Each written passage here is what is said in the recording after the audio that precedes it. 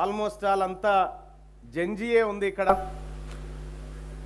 జెన్ why తక్కువ ఉంది, కొద్దిగా ఆల్ఫా వాళ్ళు కూడా ఉన్నట్టున్నారు. జెన్జీ ఎంతమంది ఉన్నారు ఇక్కడ? అసలు ఫస్ట్ జెన్జీ అంటే ఏందో తెలుసా? జెన్జీ అంటే ఏందో తెలుసా? 29 సంవత్సరాల లోపున్న వాళ్ళు చేయలేవటండి. 29 సంవత్సరాల కంటే లోపున్నటువంటి వాళ్ళంతా జెన్జీ.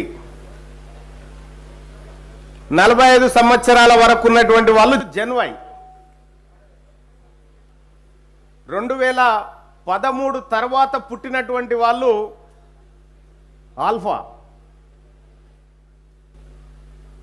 2025 తర్వాత పుట్టినట్టు వాళ్ళంతా బేటా అని చెప్పి ఇట్లా కేటగిరీలు ఉంటాయి. ఏంది మరి జెన్జీ ఏంది? జెన్జీ అంటే ఏంది? జెన్జీ అంటే నేను ఇప్పుడు జెన్ వైకి వస్తా. జెన్ వై అంటే 45 సంవత్సరాల లోపున్నటువంటి వాడిని కాబట్టి జెన్ వైకి వస్తా. తరం వాళ్ళంతా మేము సెల్ ఫోన్లతో పుట్టలేదు. అప్పుడు మేము సెల్ ఫోన్లతో పుట్టలేదు. అప్పుడు మాకు సాధారణ టెలిఫోన్లు ఉండేటి, అవి కూడా ఊర్లో లేదంటే తాలూకా వరకు కలిసేటి. ఇంకా వేరే చోటికి ఫోన్ చేయాలంటే ఎస్టీడీ కోడ్సు, హైదరాబాద్ చేయాలంటే 040, అది హైదరాబాద్కు నేరుగా కాదు. ఫస్ట్ మేమున్న ప్రాంతం నుంచి భువనగిరికి చేస్తే భువనగిరి ఆయన హైదరాబాద్ కలిపితే అప్పుడు కనెక్ట్ అయ్యేది. ఆ కాలం. మా కాలంలో ఇన్లాండ్ లెటర్స్, ఇప్పుడు 2 రూపాయలు ఉంటుంది అనుకుంటా ఆ లెటరు. ఇన్లాండ్ లెటర్స్ అని ఉంటాయి కదా, చూసిరా మీరు ఎవరైనా? అప్పుడు ఫ్రెండ్షిప్ డే రోజు అప్పుడో ఇప్పుడో గ్రీటింగ్ వేసుకునేటువంటి కాలం మాది. మనిషిని పలకరియాలంటే, ఫ్రెండ్స్ను పలకరియాలంటే ఉత్తరాలు రాసుకునేటువంటి కాలం నుంచి మేము ఇప్పటికిప్పుడు ఇక్కడి నుంచి అమెరికాకు మెసేజ్ పంపేంత టెక్నాలజీ వరకు వచ్చేసినాం అన్నట్టు. జెన్జీ పుడితేనే సెల్ ఫోన్తో పుట్టేసింది అన్నట్టు. ఇదే జెన్జీ. సెల్ ఫోన్తో అనుసంధానమై, టెక్నాలజీతో అనుసంధానమై వచ్చినటువంటి. మేమున్నప్పుడు టెక్నాలజీ లేదు. అప్పుడు మా చిన్నతనంలో రేడియో లేదంటే టీవీ ఉంటుండే. అది కూడా గ్రామ పంచాయతీ దగ్గర ఒక్క దగ్గరే టీవీ ఉంటుండే. అందులో దూరదర్శన్ ఒకటే ఛానలు.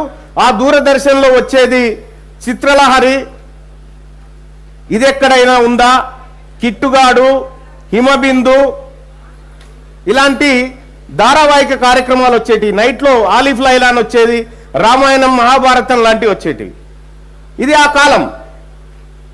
అప్పుడు యూట్యూబ్ లేవు, ఫేస్బుక్ లేదు,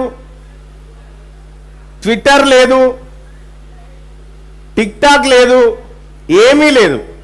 అప్పుడు మేము ఊర్లో ఉన్నటువంటి ఒక మనిషిని పలానా ఆయనను తీసుకురాపోరి అని చెప్పేవారని చెప్తే ఆడికి మనిషి పోవాలి, మనిషి పోయి చెప్పి రావాలి, చెప్పి ఆయనను తీసుకొని రావాలి. ఇప్పుడు ఈ బెడ్రూమ్ నుంచి హాల్లో కూర్చున్న మనిషికి ఫోన్ చేసి లోపలికి రా అనేటువంటి తరం అన్నట్టు. అర్థమైందా? సో ఇట్లా మారిపోయింది వ్యవస్థ అంతా. ఇప్పుడున్నటువంటి లేటెస్ట్ పిల్లలు ఏఐ టెక్నాలజీ అంటే తెలుసా మీ అందరికీ? ఆర్టిఫిషియల్ ఇంటెలిజెన్స్ అంటే మీరు చాట్ జీపీటీ ఎంతమందికి తెలుసు? Chat GPT, wow, very good. బహుశా ఇక మా జెన్ వైకే తెలుస్తలేదు. చాట్ జీపీటీ ఒకప్పుడు నేను జర్నలిస్ట్గా పనిచేసిన కొంతకాలం, వార్తలు చదివిన. అప్పుడేం వార్తలు రాయాల్సి వస్తుండే. ఇప్పుడు చాట్ జీపీటీకి ఈ వార్త రాయమని, జెన్జీ మీద ఒక వార్త రాయండి అని అంటే అది రాసేస్తుంది. కథం 5 సెకండ్లలో వార్త రాసేస్తుంది. కానీ మేము అప్పుడు 5 గంటలు పట్టేది వార్త రాయడానికి. సో అంత ఫాస్ట్ జనరేషన్కి వచ్చేసినాం అన్నట్టు. ఒకప్పుడు ఎన్నికలు, మా చిన్నతనంలో ఎన్నికలు మాట మర్యాద లేకపోతే ఒక సింబల్ మీద జరిగేటి. ఏమని? గరీబీ హటావో, గరీబీ హటావో అని ఇందిరాగాంధీ టైంలో, బ్యాంకుల జాతీయీకరణ అని చెప్పి, ఇందిరమ్మ రాజ్యం అని చెప్పి అట్లా జరిగేటి. కానీ తర్వాత ఏమైందంటే ఫేస్బుక్ ఎన్నికలు వచ్చినాయి. ఎలక్షన్లో ఫేస్బుక్ ఎంటర్ అయింది. ఆ తర్వాత తమిళనాడులో మొన్న ఏమైంది? విజయ్ ఎట్లా గెలిచిండు? దేని కారణంగా గెలిచిండు విజయ్? సోషల్ మీడియాలో ఏ ప్లాట్ఫాము? Only Insta. టీవీ ఛానళ్ళు, తమిళనాడులో ఉన్నటువంటి టీవీ ఛానళ్ళు, పత్రికలు అన్ని ఒకవైపు, విజయ్ ఇన్స్టాగ్రామ్ ఇంకోవైపు. ఈ విజయ్ అనుకున్నారు ఎవరు? జెన్జీ ఉన్నారు కాబట్టి గెలిచిరు అక్కడ. ఇక్కడ కొన్ని కోట్ల రూపాయలు ఖర్చు పెట్టినటువంటి మీడియా ఛానల్ ఇన్స్టాగ్రామ్ ముంగట నిలబడలేకపోయింది. అంటే జెన్జీ ముంగట నిలబడలేక ఓడిపోయింది. సో జెన్జీ చాలా పవర్ఫుల్ అనేది ఇప్పుడు ఈ దేశంలో ఉన్నటువంటి ప్రధానమంత్రి గుర్తించిండు. ఆఖరికి ప్రధానమంత్రి కూడా ఇన్స్టా వీడియోలు చేసే పరిస్థితికి వచ్చిండు. అవునా? చూస్తున్నారా మీరు? నిన్న మొన్న ప్రధానమంత్రి గారు కూడా ఇన్స్టాలో వీడియోలు చేస్తా ఉన్నాడు. ఎందుకు? యూత్ అంతా ఇన్స్టాలో ఉంది కాబట్టి ఆయన ఇన్స్టా చేస్తా ఉన్నాడు. ఇప్పుడు ఒక చోట సర్కస్ అవుతుంది. సర్కస్ అయిన కాడ సర్కస్ అయిన అడవిలో పెడితే ఎవరైనా చూస్తాడా? పబ్లిక్ ఏడుంటే జాతరలోనే సర్కస్ పెట్టాలి. ఇప్పుడు జాతర ఏడుంది? ఇన్స్టాలో ఉంది కాబట్టి నరేంద్ర మోడీ గారి సర్కస్ ఈడ ఓపెన్ చేసిండు అన్నట్టు. నాట్ ఓన్లీ నరేంద్ర మోడీ, అందరూ. ఇవాళ మన తల్లిదండ్రుల కాలంలో తమిళనాడులో ఏం జరిగింది?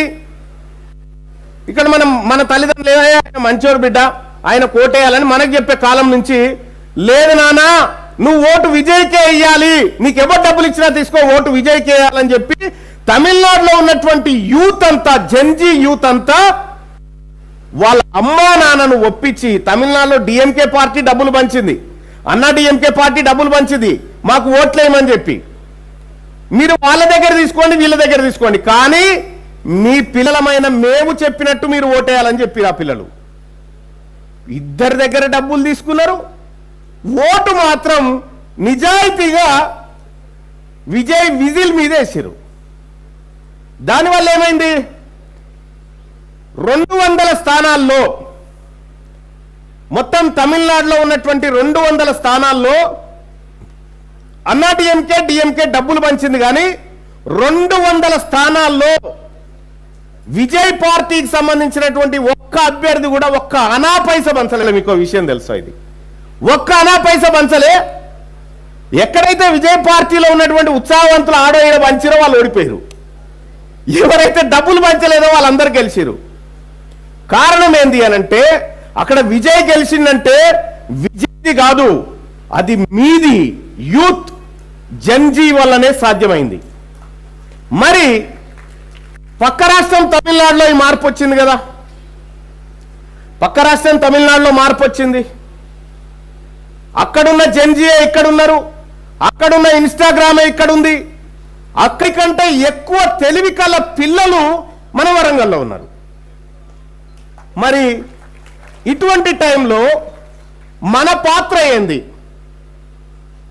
మజాక్లో సెల్ ఫోన్ చేతిలో పట్టుకొని ప్రభుత్వాన్ని మార్చేసిరు. అక్కడ ఊకెప్పుడు సెల్ ఫోన్ చూస్తున్నారా బాయ్ అని అంటా ఉంటారు. ఇప్పుడు కాలంలో ఇప్పుడు పిల్లగానికి సెల్ ఫోన్ ఇస్తే తప్ప వాడు అన్నం తినే పరిస్థితి సహజంగా మీ ఇళ్ళల్లో కూడా ఉంటుంది అనుకుంటా.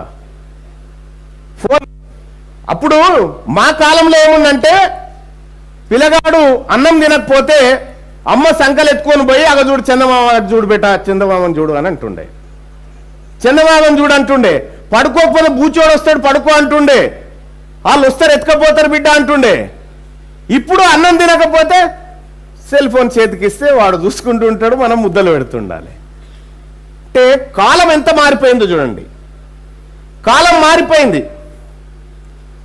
టెక్నాలజీ ప్రపంచమంతా చాలా చిన్నగా అయిపోయింది. ఇప్పుడు టెక్నాలజీ ద్వారా ప్రపంచమంతా చాలా చిన్నగా అయిపోయింది.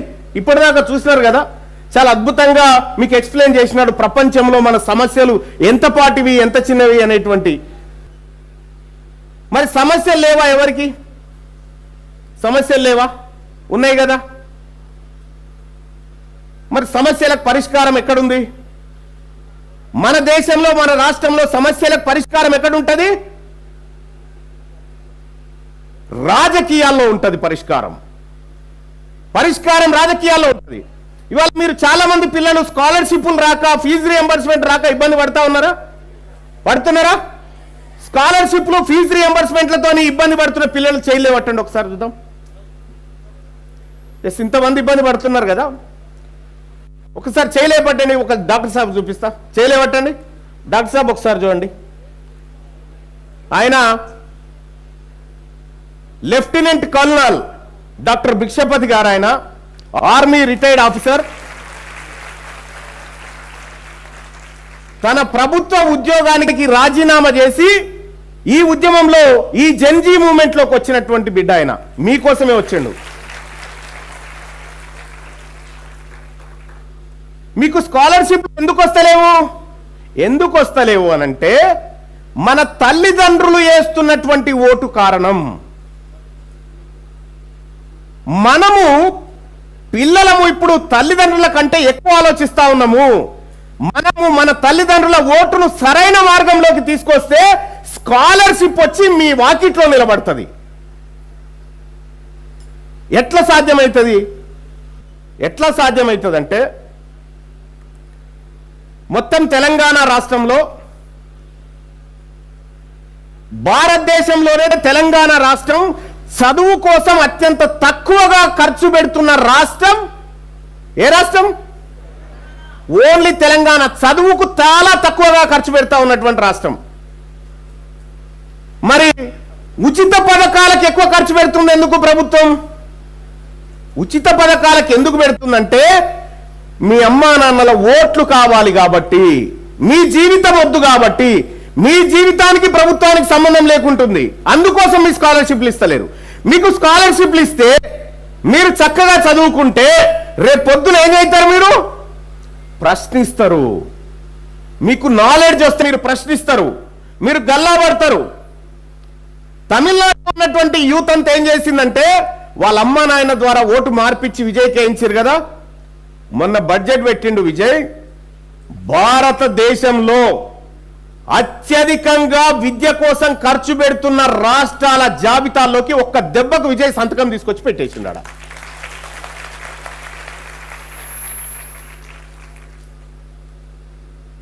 ఏం జరిగింది? పిల్లల్లో వచ్చినటువంటి మార్పు అక్కడ 9.5%, తమిళనాడులో 9.5% ఎడ్యుకేషన్ బడ్జెట్ ను అక్కడ పెట్టిండు విజయ్. ఒకవేళ విజయ్ రాకుండా మీ తల్లిదండ్రులు డబ్బులు తీసుకున్నటువంటి పార్టీకే ఓటేస్తే వచ్చేది అక్కడ? సాధ్యం కాదు కదా.